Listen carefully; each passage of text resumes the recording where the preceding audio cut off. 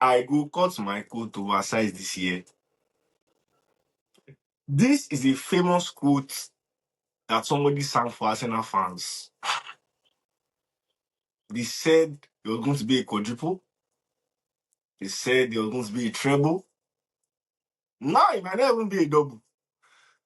However, we'll get to the reason why he went from a quadruple to maybe a double to maybe a single. You guys are welcome back to another episode of the FTLG podcast. I'm still your guy, Dio. We've been gone for 2 weeks, but we are back. International break took over. And alongside me, I have my co-host today, Mr. Damien. How are you doing today, sir? Doing great. I'm doing great. I've missed, like I told you, I've missed the pod. I've missed hopping on here. And we have a couple exciting topics to talk about this pod. So let's get into it. For sure. We have a couple topics. And definitely I think those ones will be at the end or towards the end of the episode. But the main ones we'll discuss just right at the start of the episode. And yeah, the blockbuster for this episode is the Champions League quarter-final matches. Um Again, a lot has happened in the span of 2 weeks. Enzo Fernandez had his own media stunts against Chelsea. Cucurella, Spurs have let go of Igor Tudor. They've hired De Zerbi to salvage their season. I think we recorded an episode before Arsenal went on international break, losing the Carabao Cup final to Manchester City. And so that one was, accounted for. But the rest of the news that happened in the football world, we've not accounted for it, and we're going to be discussing that in the episode. But for sure, we have to do a prediction for the Champions League quarterfinal matches for today and for tomorrow. If you guys don't know the teams that are playing in this quarterfinal, we have Real Madrid versus Bayern Munich, which is not something we often see. We've seen it a couple times, but not a lot. I think everyone remembers that famous Madrid cheating, Ronaldo hat trick. I think, and Madrid has that. Sorry, Bayern has that fixture in their mind. Maybe not the same crop of players, but I think it's something that lingers in the Bayern Munich organization. And I think myself and Dami, since we are switched to Bayern Munich, as football fans now, we should be rooting for Bayern Munich in this match. So we hope to see, a very good match. I'll give our predictions on that match. And the second game, we have Sporting versus Arsenal. Yeah. That is happening today. All matches are going to be live, depending on where you're watching. In Canada, it's 3 p.m. I think in the States, it's 2 p.m. Yeah. Time zones in Nigeria is 8 p.m. So tune in live. Make sure you are seated for Arsenal's demise, as it's going to be. And then tomorrow we have Atletico versus Barcelona, and we have PSG versus Liverpool. I think most we are going to give our predictions and somewhat of how the match should go or how it will go. And you guys can let us know your thoughts in the comments when you are actually, watching this video, whatever platform you're watching it on. So Danny, let's go to the first one. Sporting versus Arsenal. I will cut my coat oversized this year. Let it all work out. Let it all work out. That mean, it didn't work out against Southampton. I mean, Arsenal just they came from a loss against Southampton in the FA Cup. Surprisingly, I think everyone could not believe it when Southampton won the game 2-1, and now Arsenal is going to Champions League today. They don't have Bukayo Saka is out injured for this match. I believe they have the rest of their squad, especially a lot of them pulling out from the international Yeah. matches. Like I think their whole squad, and no knock on them. I'm not gonna take it against them. They want to win the league. Everyone knows how important it is for Arsenal to win that league. Like as Arsenal fans, I think the Arsenal players decided to just be committed to the league right now than international duties. So how are you expecting this match to go? And what are your score predictions? Okay, first off, I have to say about what their antics during the international break, that was disgraceful. Like, and that's my problem with Arsenal. Like, it always seems like they're cutting corners to win the league. Like just be straightforward. Nobody else does this amount of drama and psychological battles against their opponent than Arsenal. Like just it's winning the league is very simple. You score the most amount of goals, you concede the least amount of goals, and fair props to them. They do have that, but all those drama and antics of pulling 12 players from international break, and bringing them back and still losing to Southampton. that's that was very funny to me. I watched the highlights of Arsenal Southampton. Southampton had a lot of shots on target. They had a lot of chances. Um, there was just this one winger that was missing a lot. He had like two clear one-on-ones and he missed it and he made errors. But um, a very surprising result. Very surprising result. Um, Arsenal, I feel like they had these two back-to-back losses has made them like have to go back to the drawing board because we see teams are starting to set up a way against them. Like teams are starting to understand that if you cut off Declan Rice, if you cut off Zubimendi, that's the end. Arsenal will tend to go long, and then from there you can restructure your team on winning the ball back, winning the second duels, and all that. But I thought it was a very funny match. I love seeing the reactions when Arsenal loses match on like football Twitter or like any other platform. And yeah, I'd love to see how they play against Sporting today. I'll definitely keep an eye out for their match.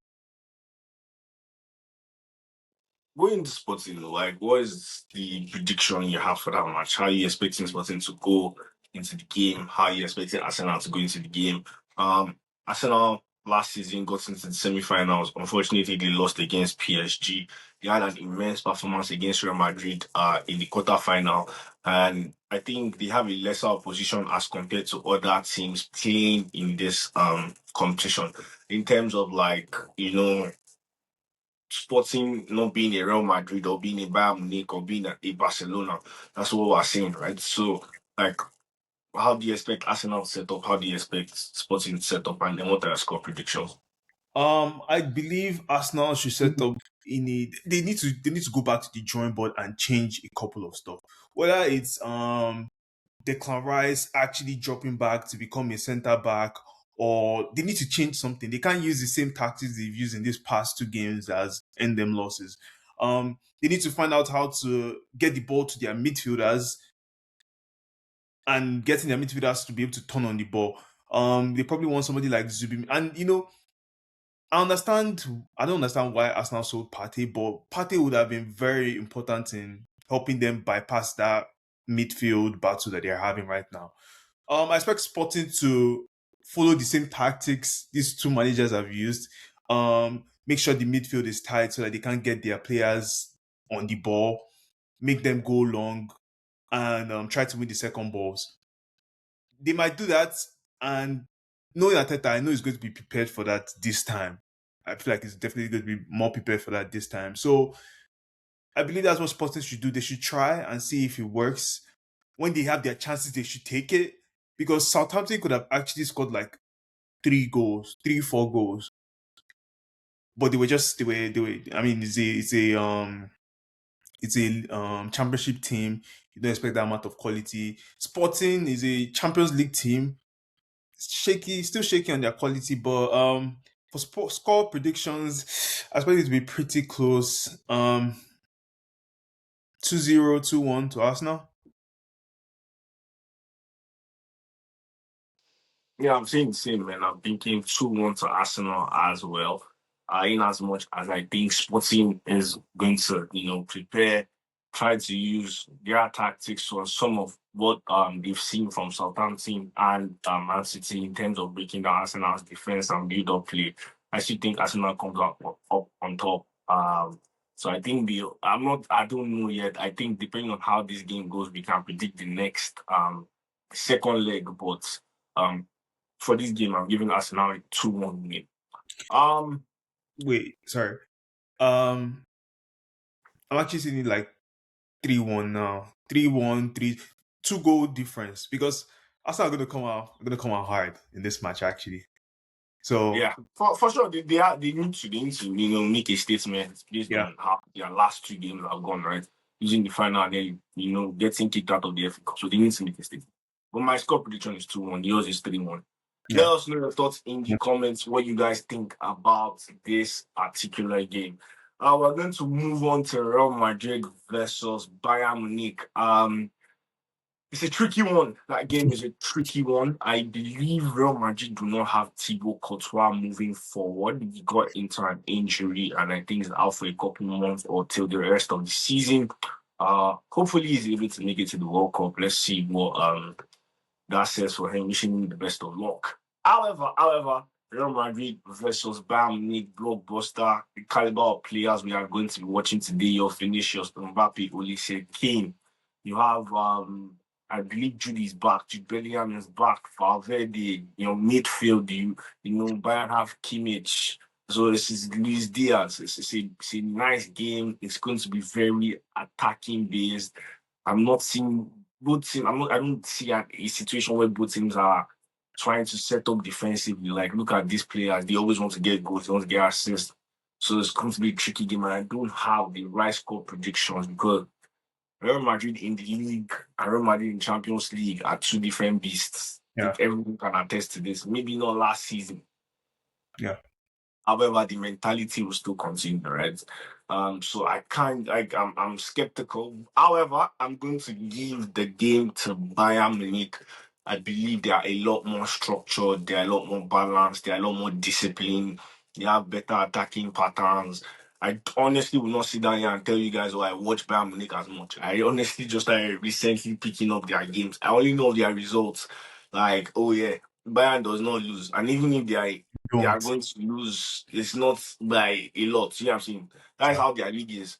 I don't watch enough Bayern Munich games to tell you how they play or what I expect from them. However, I know I've watched them in the Champions League a little bit to know they're a lot more structured, a lot more balanced, a lot more disciplined than Real Madrid in all phases of football, midfield, defense, attack. yeah. So I'm giving them the edge, and I see they win 2-1 as well or 3-1 is my predictions for Real Madrid and Bayern Munich in Bayern Munich's favor. What do you think?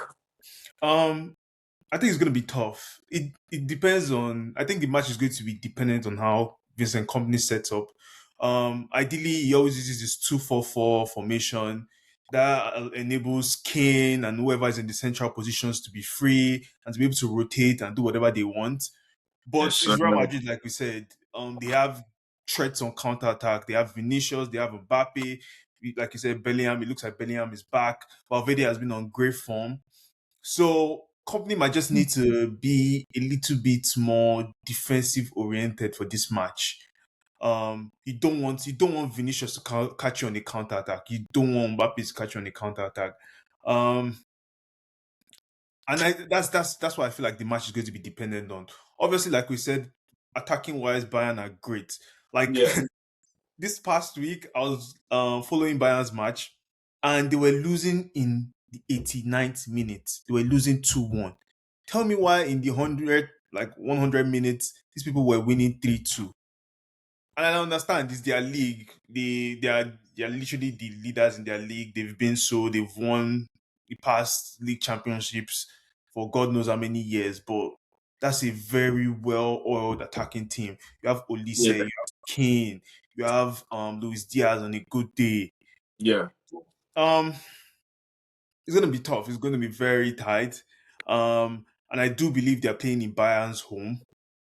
Um, it's gonna be tough. I'd say like a 2-1 to actually 2-1 prediction. Let's To just say Bayern? 5. Yeah, to Bayern, definitely it's Bayern. Okay, first. Guys, there's a saying now boom good no zoom in the time of boom. So make sure you are creating your bet slips right now. Champions League. Yes, sir. This is your time to make that money, eh? If anyone like Dami said, if anyone was online when Bayern was losing, they're actually losing 2-0. When it was 2-0, the odds for Bayern winning was I think 8,000, something like that. On I don't know which platform it was, but imagine you placed a bet on that particular game. Hey, yeah, Bayern is Bro. going to make you money. So again, maybe it's another day for Bayern to make you money. Just be at alert. Okay, now we're going to move into Wednesday's games. Atletico Madrid versus FC Barcelona. Mm. FC Barcelona and Atletico Madrid now have played, I believe, 3 times already this season. So, Atletico Madrid won the first leg 4-0.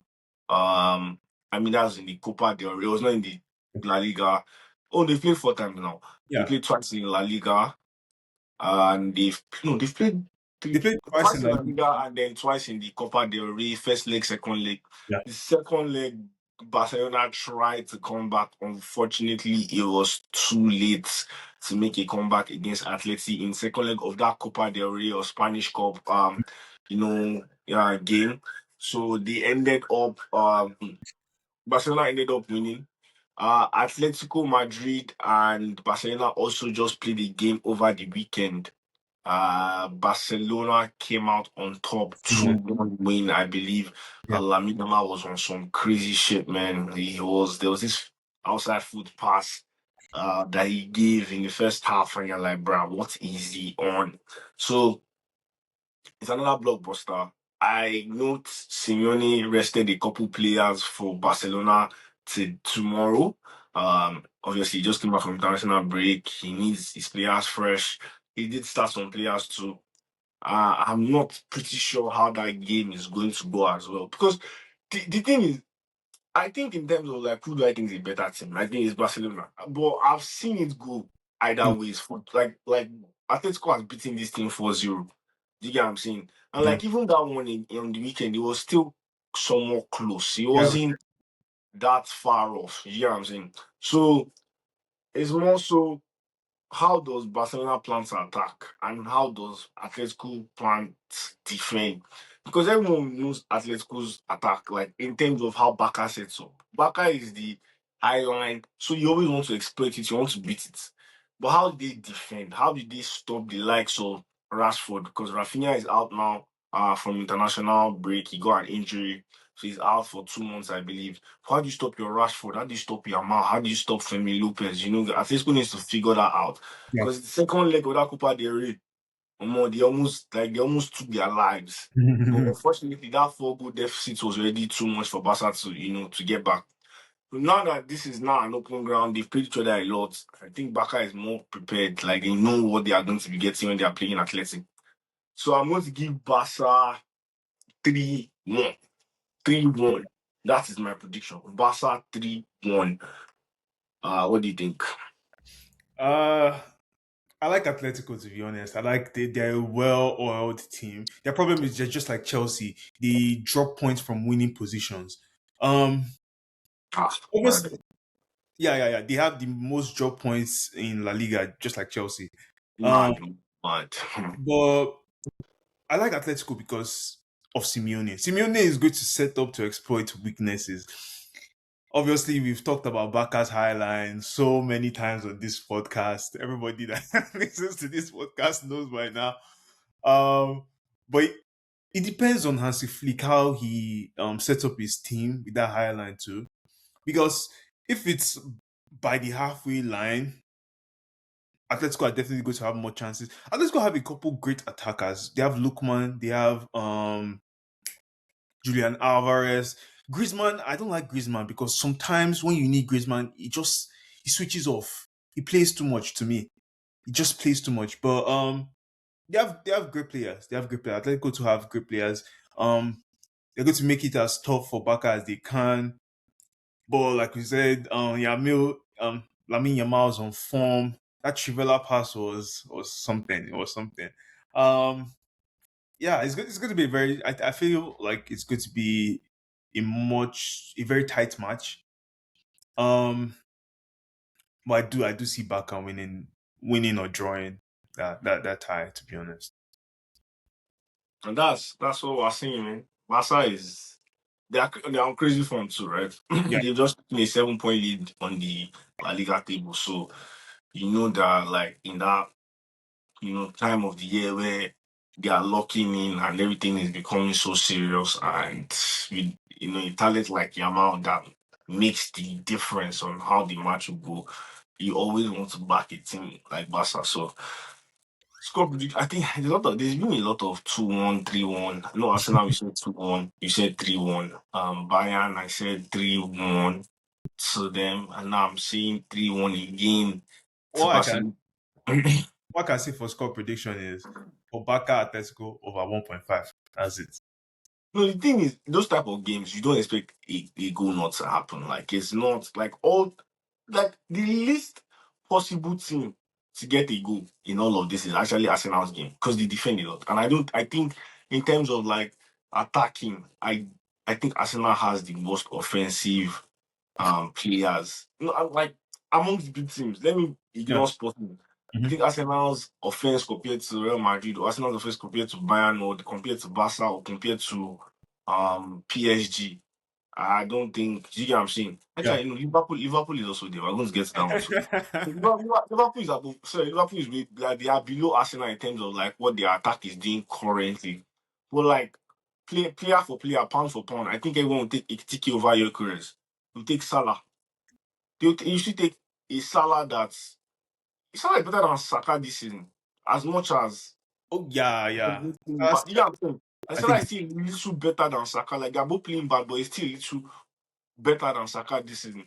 On their left wing, I mean, it depends on what you're looking for. I think everybody in both teams, Trossard, Martinelli, if you like, put Madueke there, and then you carry Kodigaku. Um, who else is on their leg? I think it's just Kodigaku and his they are all just bad. Rio Ngomoa is better than Kodigaku. That small boy is better than Kodigaku. And that is very, very telling about as Liverpool's recruitment this season. So in terms of like this Champions League, which is my point, like in terms of goals not happening or occurring, or it's not, it doesn't look like because all these teams are they score like yeah. they score goals. Nobody does. Well, let me sit back now. They actually score goals. So is it going to be a game where there's going to be attacks upon attacks upon attacks? You know, outputs, those type of things. That's so is expected. And now for the last game in Champions League round, PSG versus Liverpool. Liverpool 4-0. Hey, good. And slot. 4-0. 1-0 loss to Man City at the Etihad. Erling Haaland hat trick. Semenyo with a goal. Ryan Sheki with a statement trying to disrespect Liverpool and setting up Ekitike by wearing his jersey on the bench. However, that's besides the point of the game. We're going to Liverpool versus PSG. I think that's where the battering is going to happen. People thought 8-0 or 8-2 for Chelsea, right? Everywhere go first blow. Go be Yeah. like, you go just dark. Everywhere will be blurry. Because if hey God, for the things PSG will do to you, you will not believe it. You go feel everything just be scary. Bakula, do it. They go just the back. Oh my God. Yeah, But if I like talk to this one, I don't even want to talk too much. Everybody knows how bad Liverpool is right now. They've had better stints in the Champions League. I'm not gonna lie. Play better in Champions League than they play in the Premier League. mhm, However, in Champions League, you don't get to see teams week in, week out because they are not playing week in, week out. mhm, Champions League, you go, it looks like, okay, let me put all my strength into this and come out with a win. That mhm. happens in Champions League. But this is beside the point. We are actually playing the best team in the world currently. My score prediction is 5-0. Now, four. Fabio is very bold. Fabio is very Man bold. City is not as good as PSG right now. They gave Liverpool four. My score prediction is 4 or 5. However, anybody want to put it? Correct me if I'm okay, 5-1. Like I remember at the That's start of the this season, I said I believe Liverpool's problem was their CDM position, and I think I've said it over the course of this um season. Like Van Dijk and Konate, it depends on the match, but sometimes they will turn up. But the question for me is, are they going to turn up against changing like and the most annoying part about PSG is that no player, no striker, no attacker stays on their wing. They switch, they move, they do whatever they want. You can't really plan for that. Like you can't really plan for that, especially with a team like Liverpool that has defensive lapses. So I definitely share that PSG win. I was actually going to say 4-0 to be honest. But 5. What? that's fine that you Abraham Apple. They yeah. go just deep in. They will It's just just deep in. and it's not has to he has to set up like a Burnley team to me. Like, bro, you have to set up to defend. Try to defend, try to counter when you have the opportunity because And we've seen PSG are very easy to split on the counter. I mean, if Malo Gusto is scoring a goal against you, like that was like we had our opinions on Chelsea PSG. Now, I don't want to revisit right now, but Hey. what I would say for Liverpool is that they need to lock in throughout the entire match. This previous round of Champions League football, we saw English teams. English teams lost in 15 minutes. Chelsea lost in 15 minutes in the first leg. Newcastle lost in 15 minutes in the second leg. Even Man City too, kind of. But like Liverpool need to lock in for the entire match. You need to be locked in if they even want to get a point out of this match. People are dropping epistles. You're talking about locking. You think this is saying you're trying to make wealth. You're trying to start a business. Yeah, this football, they will beat. See, where they will beat Liverpool. Have you seen when that thing when you see that meme that they caught a thief? They now Mm. gave him energy drink so that he can collect more. They will beat. See, they Yeah. will beat Liverpool like thieves. Like, oh my god. Oh god. Yeah. Right? Bakula, do it. Bro. Dembele. Very They will beat Kvaratskhelia, they will beat you like thieves. bro. Because for the things that they will do to uh Kekes, Kekes will not believe it. Who's now that? Who is even this guy is injured now? Frimpong is injured though. They don't have Yeah. a right back. Good, yeah. What they will do to Gomez? In fact, Mhm. if you put two of them together, what they will do to two of them? It will shock them. It will be like film. Do you see how easy it was for Man City to bypass their midfield over the weekend? And are telling me that PSG will batter you. And PSG have like quicker players, Yeah, very quick. quicker, devilish dribblers, bro. I So just PSG, if PSG surprisingly loses this game, like then that will be a big kudos to Liverpool because Liverpool's form is not going to guarantee a win. I yeah. tell you that for a fact. I think something everybody should look out for is who is going to be the striker for PSG going up against Konate and Van Dijk. Because that one too, that's a very important thing too. Bro, they use Konate, them. what? It's Dembele that is going to play that position. Yes, Yeah. Dembele.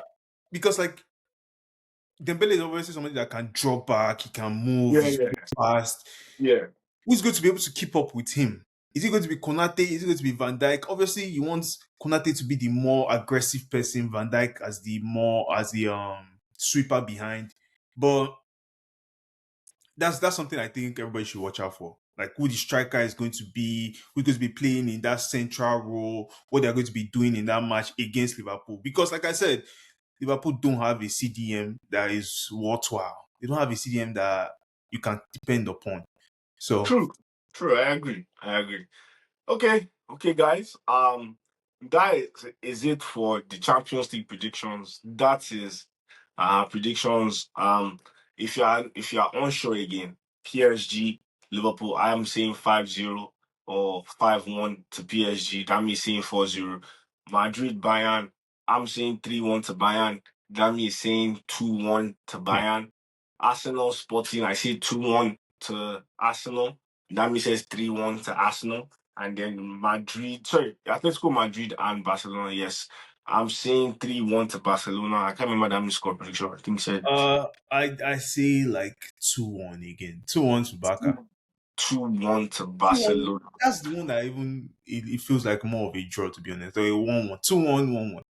Okay, first. As our thoughts on Champions League quarterfinals. Let us know your thoughts in the comments. Let us know what you think. Do you think we're over exaggerating? Do you think we're undermining certain clubs? Do you think our predictions are not feasible? So let us know what your thoughts are. Let's now go on to the rest of the footballing world over the international break. Obviously, I'm not going to say too much. It's just more so some of the blockbuster news that happened. Igor Tudor, our condolences to his dad. He lost his dad. I don't know why this guy is laughing. About that, they laugh. Okay, well, if anyone is not aware, Igor Tudor was managing Spurs He had a lot of lapses when he joined. I think he lost every game he played in, or Yeah, he lost and he drew. He didn't win any game, and he decided to part ways with Spurs. Spurs not yet in the relegation spot, but in that relegation battle, and they decided to salvage their season. They hired Roberto De Zerbi. I think everyone that knows me knows how I feel about De Zerbi. I've always rated De Zerbi. I rate De Zerbi, and I'm happy to see him back in the Premier League. I don't know the dynamic of what happened to him with is it Marseille or yeah with Marseille.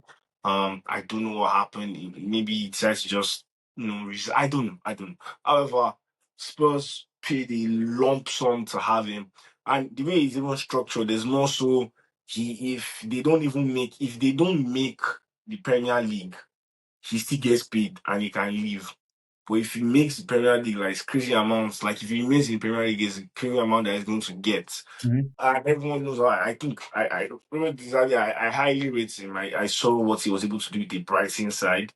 I saw some of the talents he has developed. Like Caicedo developed under him. Levi Cole became a lot more better under him. We had Mitoma. When Mitoma came to the Premier League, we saw how Mitoma was performing.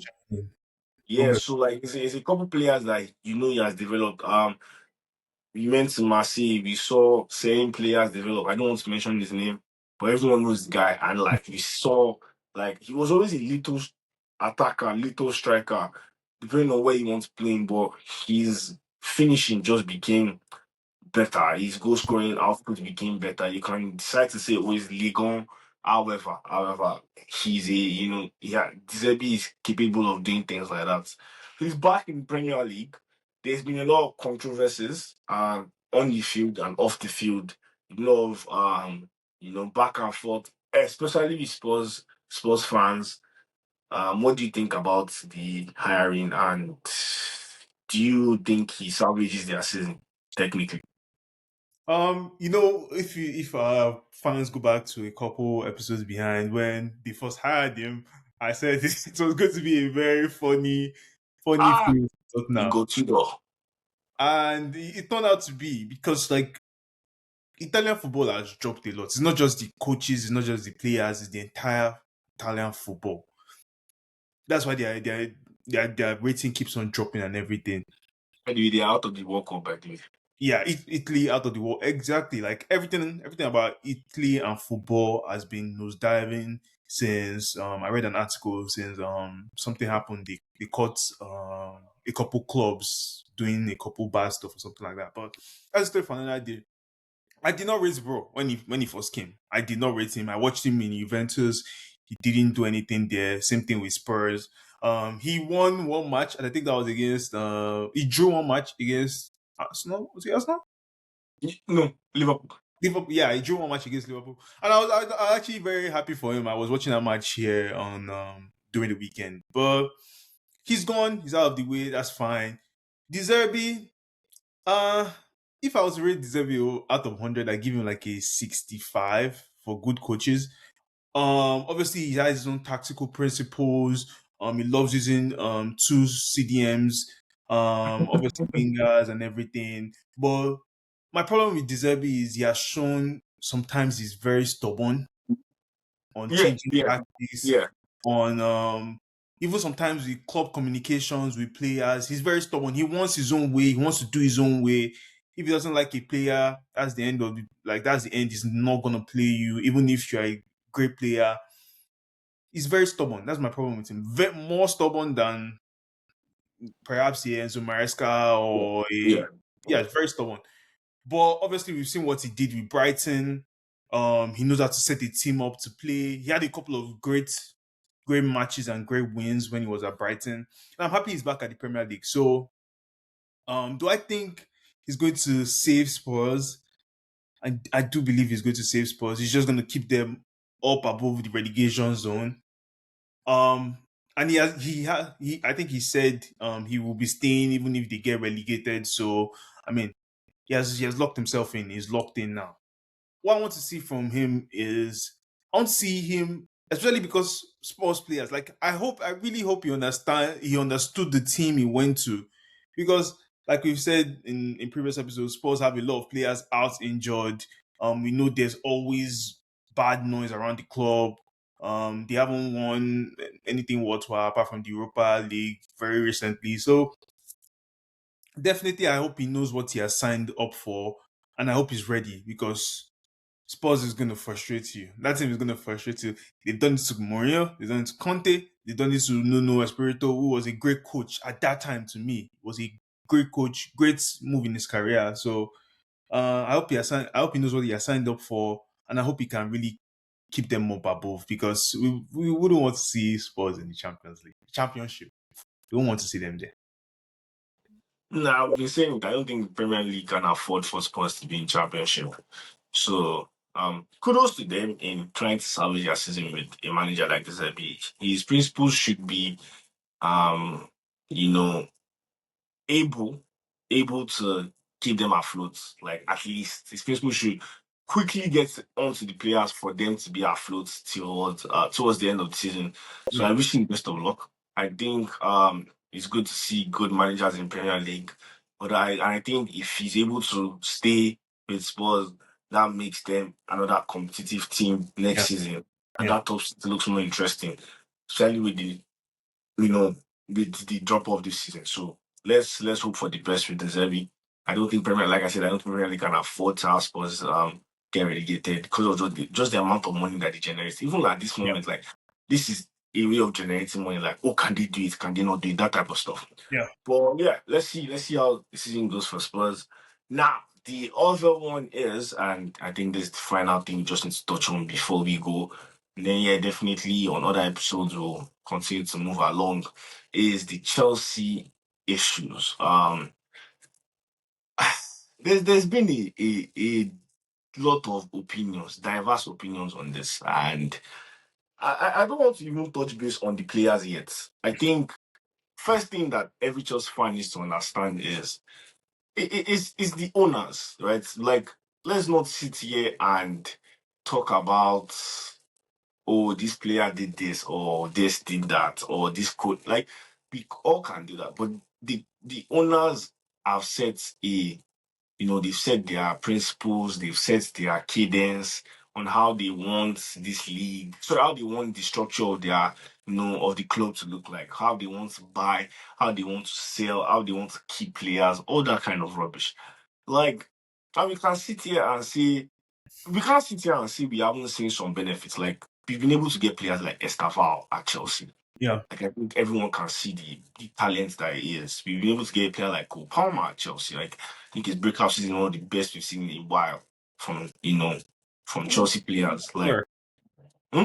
Probably one of the best breakout seasons ever, to be honest. Yeah, I'm not even talking about that. I'm saying like for a player that is like the best we've seen in a while. Like in terms of getting to those levels. Like last time we saw that was Eden Hazard, N'Golo Kante. That's Yeah, how many years ago. So that is the benefit of what these owners have, gotten with Chelsea, bringing on players like Jared Hato. I think everyone can see how good he has been over the last couple of weeks after being under Rizzo. Um, we've seen Caicedo, we've seen a player like Caicedo. Even if we've not been in like title winning situations, he's being considered as one of the best DMs in the world, one of the best DMs in the league. Jao Pedro are reaping his benefit. 25 goals in the calendar year, 25 this last year, I believe, in the calendar year. Things like that. We have seen a couple players here and there. Do you know what I'm saying? yeah, And we cannot deny that. However, for every team, there's always balance. I was like, we're talking about Kushinov the other day when he joined Manchester City. I don't know if anyone remembers his first game was against Chelsea. He made a mistake that got Madueke the goal. yeah, And from there on, he could not. There was a fear in him to build up from the back. And I remember Bernardo Silva would drop. Like I read the statement, and I just remember that I watched this happen. Bernardo Silva would drop at every point to make him feel comfortable, so that he could get yeah, that one to play, feel confident, and then build up from there.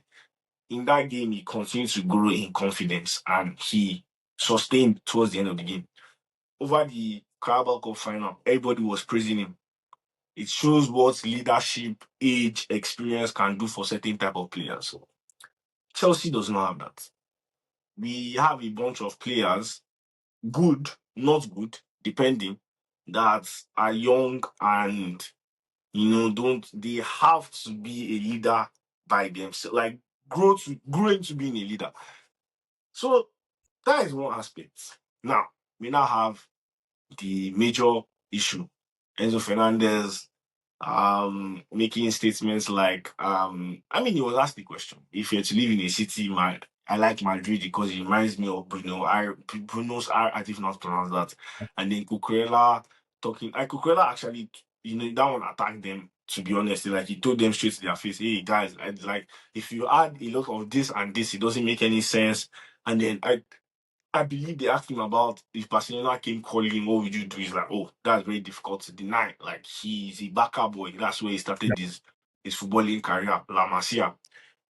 And there's been a lot of ups and downs on about these controversies online. Oh, sell Enzo, what's our captain doing? Well, our captain say he likes Madrid. And then Cucurella, Cucurella is not that bad. However, I should not sit. Do you get what I'm saying? Like, it just shows the stability in Chelsea. Like, we're unstable. Instability at the club. Like, what are we actually doing as a club? What are we doing as an institution? You know what I'm saying? Like, it's just embarrassing, bro. Like, what is actually like what these owners have put us in a situation where we shouldn't be in. Like, you have the money. If you have that type of money, you should be in situations, you should be the one playing PSG or Real Madrid today because of the type of way you have structured the team. Bro, you can't, like, our team cannot go to battle. You are buying Garnacho for what? You're Okay. buying you're buying Pedro Neto for what? Do you know what I'm saying? Like, it's Yeah. just ridiculous, bro. Yeah. So my problems with Chelsea in general these past couple of years all boil down to three things. The first one is transfers. The second one is finances, and the third one is like actually like the squad. When I say transfers, what do I mean? Let's go back to when 2 seasons ago, 2 windows ago, or so on and so forth, when Chelsea were linked with Samu. I love Samu as a player. This guy is physical, he's strong, he's fast, he's intelligent, he's a Spanish player. Instead, I don't know where the issues came from. Chelsea did not sign Samu. Instead, we went to go sign Jao Felix. And the funniest part was that Jao Felix did not play anything that season. He didn't play, I don't think he played more than 10 matches when he rejoined us back before we shipped him off to another place. So my question is, why did they do it? Even with like because it was Samu, the entire controversy was around Samu, Gallagher, and Jao Felix. They wanted to buy Samu, they didn't buy Samu, but they had to sell Gallagher and they was gonna buy Jao Felix, all from Atletico. This was communication with Atletico. And it didn't make sense to me. It did not make sense to me. Because it felt like that was just a waste of transfer money. And I mean, obviously, all these clubs, agents, they have all this insider stuff that they do. Hey, we buy one of your players, we do this one, you do that one for us, so on and so forth. And that's fine, that's fine. But that just felt like it slowed our momentum down. If we had Samu, by the time we bought him, we would have been in a much better place than we are right now. Obviously, they didn't buy Samu and everything, and that's fine. They had that flirt with Osimhen too. They didn't get him. That's fine. They bought Emega from Strasbourg, and I think he's good. I think he's decent enough. But it's just all those incidents of what is the actual squad building with the transfers? Like, what are we actually trying to get? We look at Delap now. Everyone says Delap is struggling, but under Maresca, Delap was not really struggling. Delap was scoring goals. I will never forget that Club World Cup final against PSG. That shot, Yeah. that shot moved me, bro. It moved me because when was the last time you saw a Chelsea striker able to shoot like that? That Mhm. was like probably Iguain or something. But that shot moved me. And I thought, okay, Delap can actually handle the pressure. Maybe he will get better later. Maybe he will not. That's fine. But that's my issues with the transfers. Like, what are the transfer like? Um, what are the news around the transfers that you guys are doing? Like, what are we actually doing with these transfers? Are we trying to strengthen our team, or are we trying to help agents? Are we trying to help agents sell their players? Because look at even like Garnacho. That's going to bring me to my last one. Garnacho. I did not understand why we were buying Garnacho. We have Giovanni Kenda in Sporting. I think he's going to be playing against Arsenal if he's Arsenal fit. today. Yeah, I don't know if he's fit, but if he is, he's definitely somebody you want playing against Arsenal. We have Satpav. I don't know where he's from, but he plays in another league. That guy is the truth. He's another like Mudrik before he came. Strong, can shoot, can do everything. He's kind of winger you want on your team. We have those two already signed. So I don't understand why did we get Garnacho? And we spent 40 million, 50 million, 60 million on Garnacho. It didn't make sense. Like, I have so many questions around the transfers they've done ever since they bought the club. That's my Yeah. first problem with them. My second problem with them is finances. Obviously, they found a couple of loopholes, they found a couple of stuff that they're exploiting, and that's fine. They self-reported themselves for transfers under Abramovich, and that gave us a couple of issues, and that's fine. But finances, it feels like money is starting to slow down. It feels like money started. No, I'm not even playing. It feels like money started to slow down at Chelsea because No, no, they said they are going to be in the market this season, summer. I I didn't. mean, we'll see. We'll see. Especially with the kind of squad we have right now. We have a bloated squad right now. So we'll see what they're going to do with transfers. If they're even going to make any transfers. Because like I said, they already have a new striker coming in. We have Pendas coming in for goalkeeper. We already have Sa. I mean, we already integrated Sa in our team. I expect to see one or two departures in our centre back position. Maybe one departure in our winger position. Enzo, and I'm still going to get to Enzo and Cucurella, but those are story for another day. Um, like I was saying, my second problem with Chelsea is the finances. It feels like finances are starting to slow down. When they first came, they spent I think 200 million their first transfer window, another Mhm. 200 million their second transfer window. I don't think they're going to keep on spending that much, to be honest. I feel like it's going to be a 60, 70 transfer budget. That's my second problem with them. Then when we now move into what Enzo and Cucurella said, for me, I have no problem with what they said. I have no problem with what they said because they're actually saying what like these are the players and these are how players feel. They would have obviously talked to their other teammates and one thing I was waiting for, I was waiting to see what Rich James would say because he's the actual captain. Yeah. Enzo is the vice captain. Like Chelsea at the start of this season, Chelsea was one experienced centre back, maybe one striker from challenging for the title. Obviously, when we look at this league and how our performance has been, obviously it's not looking like that. But look at the amount of points we've lost from winning positions. Look at the amount of red cards we've gotten. These are all like individual mistakes and everything. So if we didn't have those, we would definitely be like up there fighting for it, like fighting. I believe we were one centre back and one striker away from winning. Of not from winning the league, from challenging for the league, Yeah. challenging the league, like being in a good position to challenge for the league. Um, and I mean, we were up until December. Everybody knows Chelsea has a December slump. For the Christmas, we give gifts during December. That's fine. That's fine. But that one centre back, one striker. When we look at it, they did not get it. It was obvious. It was so. I mean, our coach literally said it. We need a centre back. He said it by the start of the season. But and that's my problem. I don't know whether it's the owners or whether it's the sporting directors. But something needs to change in those two. And I know Mhm.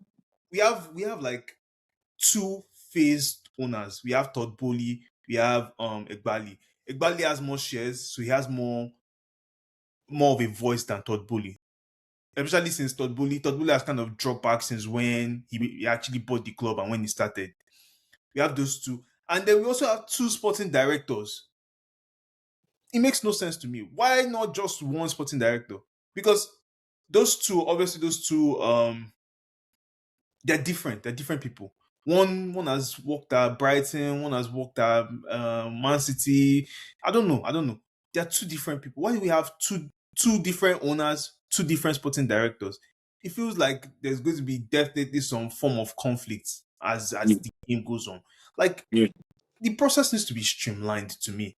You have a owner, the owner talks to the sporting directors, the sporting director talks to the coach.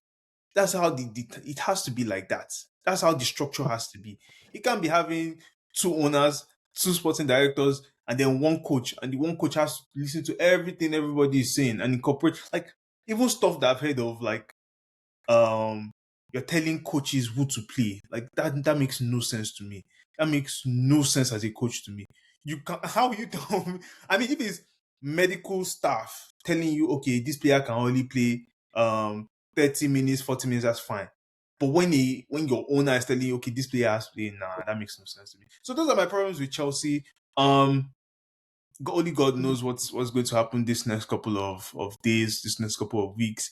I mean, we're still in it for FA Cup, my semi-finals. And yeah, I don't know where we're going to end up. I don't know where we're going to end up, whether Champions League or Europa or even Conference League again, because God knows with the way this league is moving.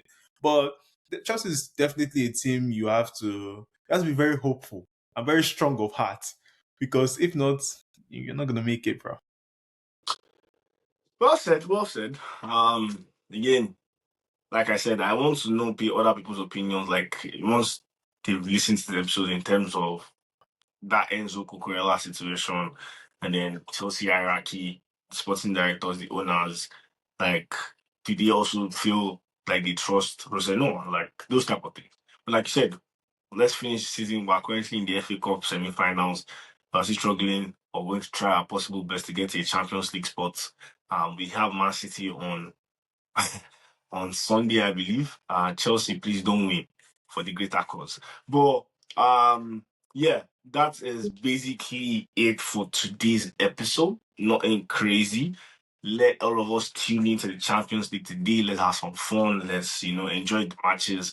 Just want to say big shout out to everyone that is always listening, always supporting, always watching, always liking. Thank you to everyone. Big shout outs to our video. Sorry, yeah, our video editor, whoever that is making the edits. You know yourself, you know your name. Thank you for the clips. Thank you for the analysis, finding those proper clips as we speak. Thank you to thank you to Dan for showing up today, for being unavailable for the past couple of days. But yeah, and yeah, shout outs to ourselves, for continuing, for recording, for posting. Yeah, don't forget to like, don't forget to share, don't forget to subscribe, tell your friends, tell your family members, tell an auntie and uncle. Yeah, man, that's it from us today. Remember, it will all work out, okay? Yeah, Let it all work out. And don't cut your coat according to your size. If you think you can win a double, say it. Don't come out here and say you can win a quadruple because you don't have the capacity to win a quadruple. Quadruple went to a treble, treble went to a double. Only God knows what Sporting has for you today. But don't forget to be as an Arsenal hater. Love, guidance, stay blessed. Have a nice week ahead of you guys. yeah. Bye. Bye.